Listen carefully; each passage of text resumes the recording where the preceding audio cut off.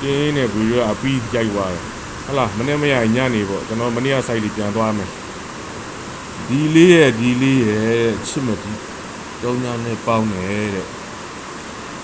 အဲ့ဒီရှစ်ဆိုတာကတဲ့ဒီသုံးလုံးချစ်ရမယ်တဲ့ဒီသုံးလုံးချစ်ဖို့အတွက်ဒီမှာတုံညာအပိတ်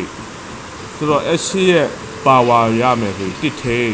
ရှစ်ရဲ့နက်ခတ်ဆိုတော့ကိုးထိတ်ဆိုတော့ရှစ်ရဲ့နက်ခတ်တစ်ဖြစ်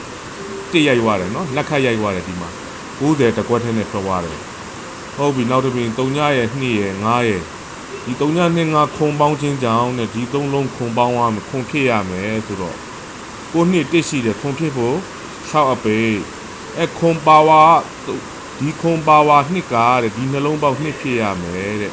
ဒီနှလုံးပေါင်းနှစ်ဖြစ်ဖို့အတွက်ဒီမှာနှစ်ရှိနေပြီတုံညာထိတ်တုံညာ6တကွက်တည်းထွက်သွားတယ်နော်နောက်တစ်ပင်6ရဲ့2ရဲ့တုံညာရဲ့ဒီ6နှစ်3ည3လုံးပေါင်းခြင်းကရှစ်တဲ့ရှစ်ကဒီ3လုံးပေါင်းခြင်းရှစ်ဖြစ်ရမယ်ဆိုတော့3အပိတ်လာမယ်ရှစ်ရဲ့ပါဝါဒီနှလုံးပေါင်းခြင်း3ဖြစ်ရမယ်ဆိုတော့ဒီမှာ9ရှိနေပြီ3ဖြစ်ဖို့အတွက်ရှစ်ထိတ်83ဆိုပြီးတကွက်တည်းရိုက်သွားတယ်မနေ့ကနော်အဲ့တော့ဒီလိုညနေပေးဦးမလားကျွန်တော်တို့9ရဲ့9ရဲ့ဒီ3ညရဲ့လှမ်းပေါင်း9 5 3ညပေါင်းခြင်းက4တဲ့အဲ့4ဟာတဲ့ဒီ3လုံးပေါင်းချင်း4ရမယ်တဲ့ဒီ3လုံးပေါင်းချင်း4ရမယ်ဆိုဒီမှာ68ဖြစ်နေပြီ4ဖြစ်နေပြီနော်4ရမယ်ဆိုတော့3ညအပိတ်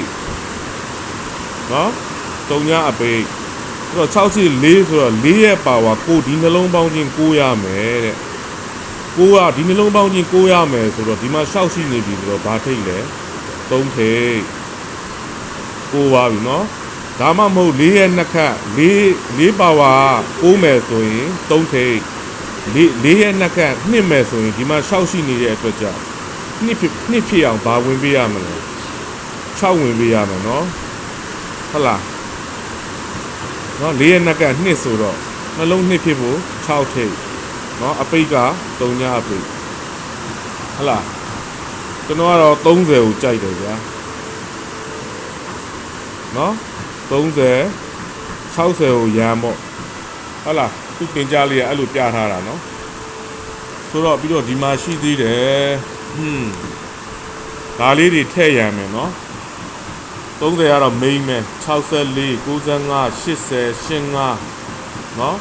34နော်တစ်ကွက်နှစ်ကွက်သုံးကွက်လေးကွက်ငါးကွက်ရရမယ်30က main နော်